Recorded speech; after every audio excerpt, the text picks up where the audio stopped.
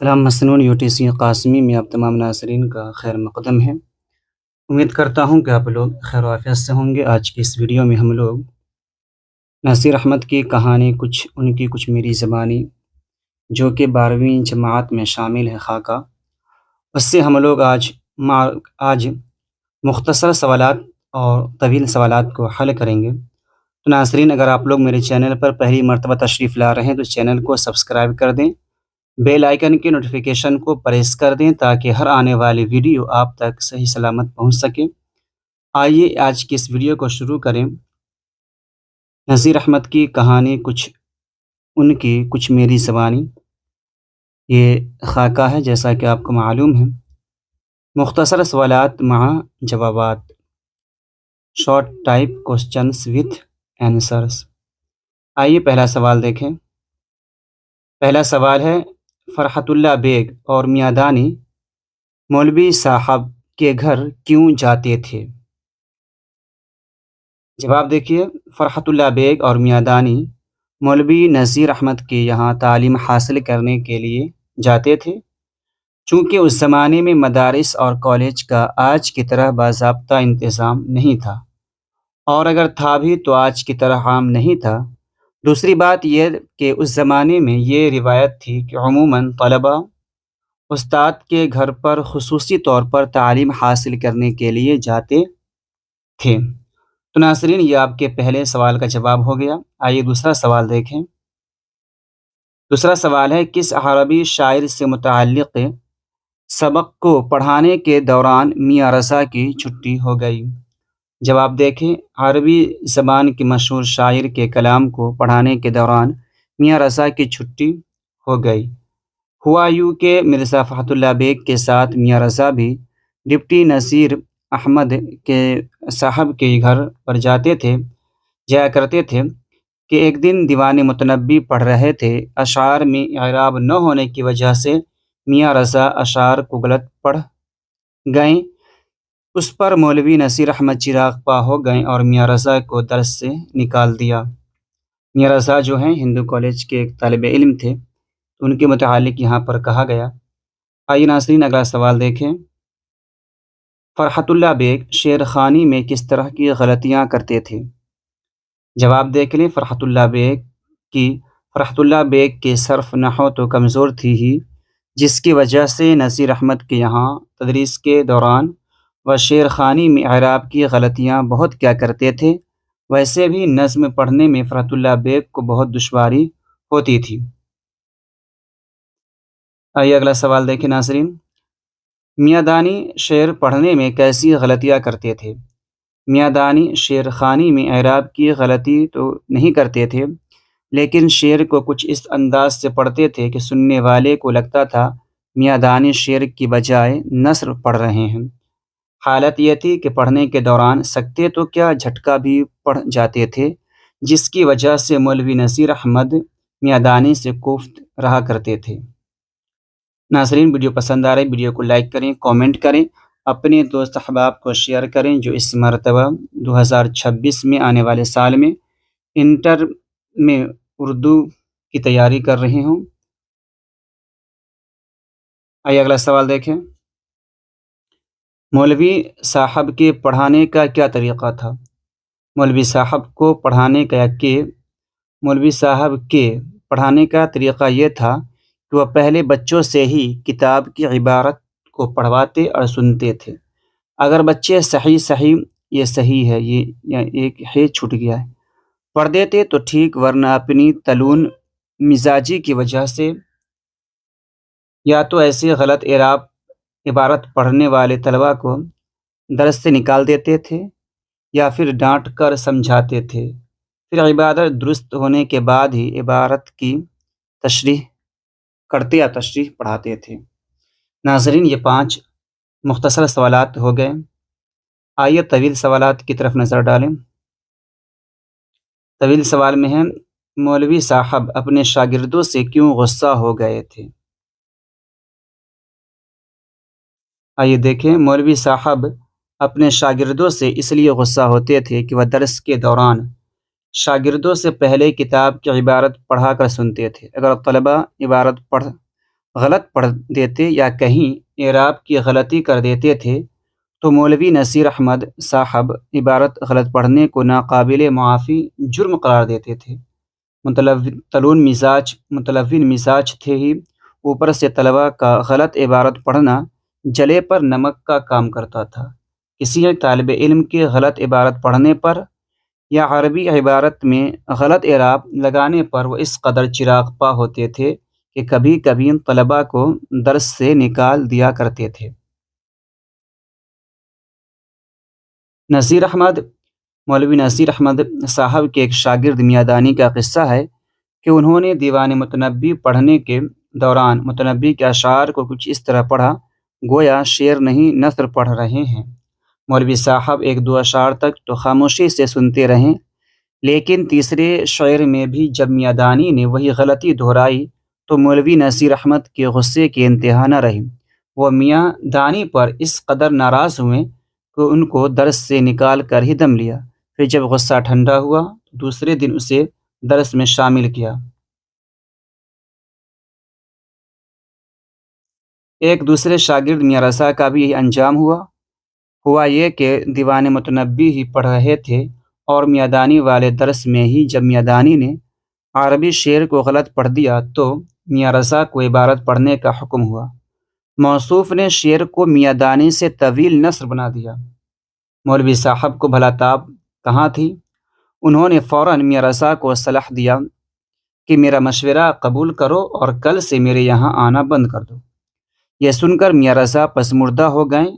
تب مولوی صاحب ذرا نرم پڑے اور کہا، میں تم کو ہمیشہ کے لیے نہیں نکال رہا ہوں، بلکہ میرا مشورہ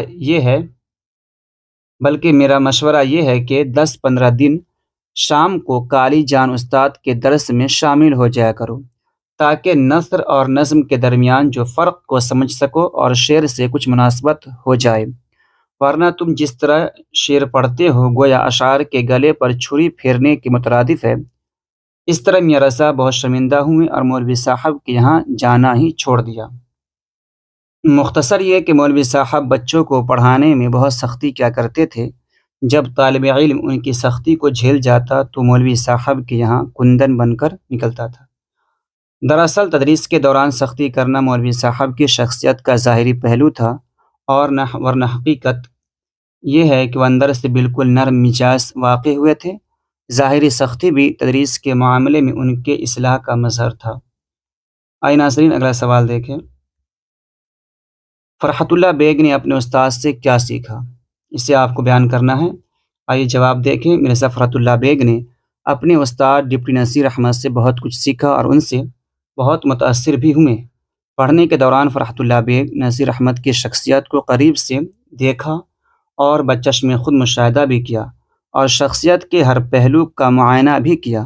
فرحت اللہ بیگ کے استاد ڈپٹی نصیر احمد سے غیر معمولی طور پر متاثر ہونے کا زندہ ثبوت یہ ہے کہ انہوں نے اپنے استاد کا ایک خاکہ لکھ ڈالا اور اردو نثر میں خاکہ نگاری کی ایک مضبوط روایت قائم کی۔ اس کے بعد سے ہی اردو میں صنف خاکہ نگاری کے بہت سے قدرداں پیدا ہو گئے۔ فرحت اللہ بیگ کا شمار ڈپٹی نصیر احمد کے چہیتے شاگردوں میں ہوتا ہے۔ زیر نصاب خاکہ نصیر احمد کی کہانی میں فرحت اللہ بیگ نے وہی کچھ بیان کیا ہے جو انہوں نے نصیر احمد سے تعلیم حاصل کرنے کے دوران سیکھا اور سمجھا، اور ان احوال کو بھی انہوں نے تفصیل سے بیان کیا کہ کس طرح فرحت اللہ بیگ نصیر احمد کے گھر جا کر تعلیم حاصل کرتے ہیں۔ عبارت پڑھنے کے دوران ان سے اعراب کی بھی غلطی ہوتی تھی۔ عربی کے صرف نحو میں بھی وہ کمزور تھے۔ نثر کو وہ تو سمجھ لیتے تھے لیکن نظم کو سمجھنے میں انہیں پریشانی ہوتی تھی۔ نصیر احمد انہیں بار بار سمجھاتے اور سمجھا کر پریشان ہو جاتے اور اپنے افتاد طبع کی وجہ سے ناراض بھی ہو جاتے تھے، اور ناراضگی کی حالت میں ہی فرحت اللہ بیگ کو تعلیم دینے سے انکار کر دیتے تھے۔ لیکن فرحت اللہ بیگ بھی دھن کے پکے تھے۔ نصیر احمد کے ڈانٹنے ڈپٹنے کے باوجود ٹس سے مس نہیں ہوتے تھے اور اس بات پر ڈٹے رہتے تھے کہ جب پڑھیں گے تو نصیر احمد سے ہی پڑھیں گے۔ اب فرحت اللہ بیگ کی اس ضد کو دنیا چاہے بے حیائی کہے یا اسے علم کا بے انتہا شوق قرار دیا جائے یا جو بھی چاہے کہے، لیکن جس کے دل میں تعلیم حاصل کرنے کا شوق ہوگا، وہ اپنے استاد کے لاکھ ڈانٹنے پر بھی اس کی قربت اور صحبت سے دور نہیں جائے گا۔ استاد کی بری اور بھلی دونوں باتوں کو سنے گا اور سمجھے گا، اور استاد کی نصیحت کو سر آنکھوں پر رکھتے ہوئے غور سے سنے گا۔ آئیے ناظرین آگے دیکھیں، یہاں تک کہ تدریس کے دوران ایک مرحلہ ایسا بھی آیا کہ نصیر احمد نے فرحت اللہ بیگ سے صراحتاً کہا، میں تم کو نہیں پڑھاؤں گا، نکل جاؤ یہاں سے۔ لیکن شاگرد بھی ایسا ڈھیٹ کے جواب دیا، جب تک کوئی مجھے دھکے دے کر نہیں نکالے گا میں جانے والا نہیں، اور اگر گئے بھی تو فوراً واپس آ جائیں گے۔ آخر نصیر احمد بھی مجبور ہو گئے، نرم پڑ گئے اور طبیعت کی ناسازگی کا بہانہ کر کے رخصت کر دیا اور کل آنے کو کہا۔ یہ دراصل فرحت اللہ بیگ کے حصول علم سے بے انتہا شوق کا مظہر تھا، جس میں وہ 100% کامیاب رہے۔ اگلا سوال دیکھیے، فرحت اللہ بیگ کی خاکہ نگاری کے بارے میں لکھیے۔ ابھی آپ نے ڈپٹی نصیر احمد کی خاکہ نگاری جو کہ فرحت اللہ بیگ کا لکھا ہوا ہے، نصیر احمد کی کہانی، اس کے متعلق پڑھا، اور تو یہاں پر یہ سوال کیا جا رہا ہے کہ فرحت اللہ بیگ کی جو خاکہ نگاری ہیں وہ ان کے بارے میں آپ قلم بند کریں، ان کے بارے میں لکھیں۔ تو جواب دیکھ لیے ناظرین ویڈیو پسند آ رہی ویڈیو کو لائک کریں، کومنٹ کریں، اپنے دوست احباب کو شیئر کریں۔ آئیے جواب دیکھیں۔ اردو کے نثری ادب پر غور کرنے سے پتہ چلتا ہے کہ ناول، افسانے، تذکرے اور داستانوں کے شکم سے ہی خاکہ نگاری کی پیدائش ہوئی ہے۔ مذکورہ نثری اصناف میں کردار نگاری کے مرحلہ میں اکثر و بیشتر کرداروں کا خاکہ پیش کرنے کی روایت رہی ہے۔ انہی مقامات میں خاکہ نگاری کی ابتدائی شکلیں دستیاب ہوئیں، جسے ادبا نے آگے چل کر ایک آزاد صنف کے طور پر فروغ دیا۔ اب ناولوں اور افسانوں کے ساتھ ساتھ الگ سے بھی وافر تعداد میں خاکے دستیاب ہیں۔ اردو میں خطوط غالب آب حیات میں مختلف شخصیات کے تعلق سے ایسے نثر پارے ملتے ہیں جنہیں خاکوں کے سلسلے میں ابتدائی تحریر تصور کرنا چاہیے۔ مرزا فرحت اللہ بیگ نے اپنے استاد ڈپٹی نصیر احمد کا خاکہ ڈاکٹر نصیر احمد کی کہانی کچھ میری اور کچھ ان کی زبانی کے عنوان سے لکھا ہے، جسے خاکہ نگاری کی تاریخ میں شاہکار تصور کیا جاتا ہے۔ ایک باضابطہ نثری صنف کی حیثیت سے فرحت اللہ بیگ کے اس خاکے کو اردو خاکہ نگاری کی تاریخ میں پہلا خاکہ اگر تسلیم کر لیا جائے تو بجا نہ ہوگا۔ یہ تسلیم ہے یا چھوٹ گیا۔ انہوں نے نصیر احمد کا خاکہ لکھ کر گویا اردو میں خاکہ نگاری کی بنیاد ڈال دی۔ آج خاکوں کو نثری ادب کی ایک دلکش صنف میں شمار کیا جاتا ہے۔ اس کا فن غزل اور افسانے کے فن سے بھی مشابہت رکھتا ہے۔ خاکہ نہ سیرت نگاری ہے، نہ سوانح عمری، یہ دراصل کسی دل آویز شخصیت کی ایک دھندلی سی تصویر ہے۔ اس میں نہ ان کی زندگی کے اہم واقعات کی گنجائش ہے، نہ خاص تاریخوں کی، اور نہ ہی زیادہ تفصیل کی۔ خاکہ نگار نے کسی شخص میں کچھ قابل ذکر خصوصیات دیکھی ہوں اور وہ انہیں دلچسپ اور دلکش انداز میں بیان کر دے تو یہی خاکہ ہے۔ فرحت اللہ بیگ نصیر احمد کے شاگرد رشید تھے۔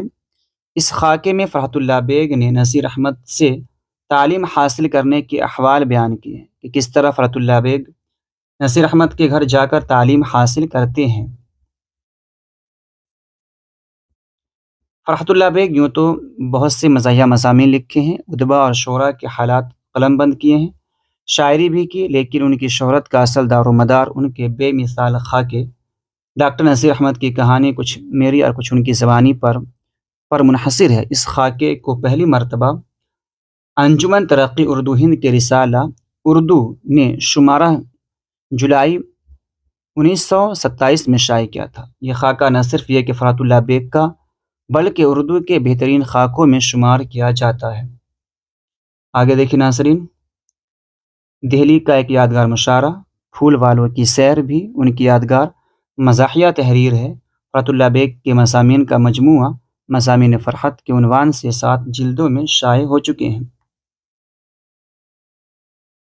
مختصر یہ کہ خاکوں میں بیک وقت خود نوشت، سوانح، یادنگاری، انشائیہ اور افسانے کے ساتھ ساتھ مضمون کے اجزاء شامل ہوتے ہیں۔ خاکہ نگار کا کمال یہ ہے کہ ان تمام اصناف کے دائرۂ کار کو سمجھتے ہوئے اپنے خاکوں کے لیے حدود متعین کریں۔ بہترین خاکہ وہی تصور کیا جائے گا جس میں سوانح، چشمدید واقعات، شخصیت کے دلچسپ پہلو اور صاحب خاکہ کے اصل قدر و قیمت کا تعین ہو۔ اگر خاکہ نگار اگر خاکہ نگار ان تمام حصوں پر میں اگر خاکہ نگار ان تمام حصوں میں توازن قائم نہیں کر سکتا تو اس کی کامیابی پر سوالیہ نشان لگ جائے گا۔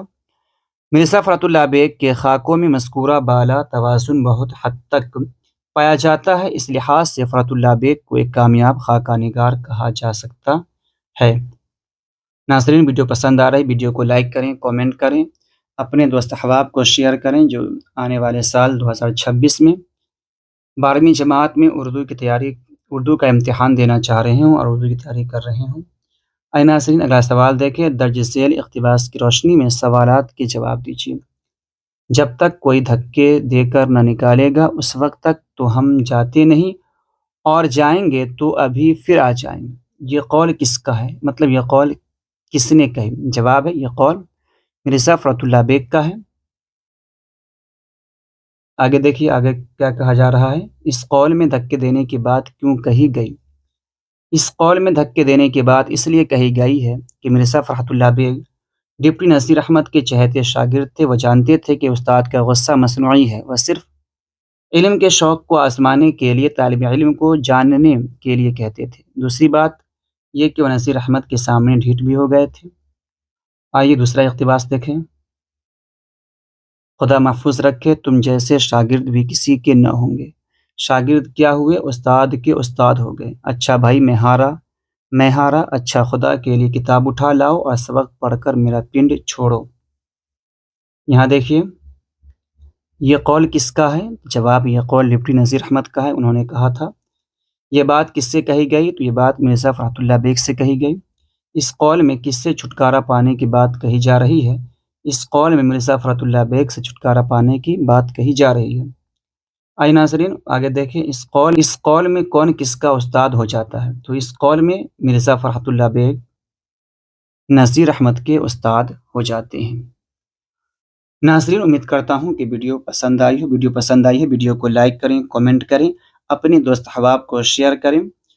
بہار بورڈ سے 10ویں 12ویں جماعت کی اردو کی تیاری، اسی طرح BA اردو، MA اردو یا دیگر مقابلہ جاتی امتحانات کی اردو کی تیاری کرنے کے لیے UTC قاسمی چینل کو سبسکرائب کریں۔ ملتے ہیں اگلے ویڈیو میں، جب تک کے لیے خدا حافظ۔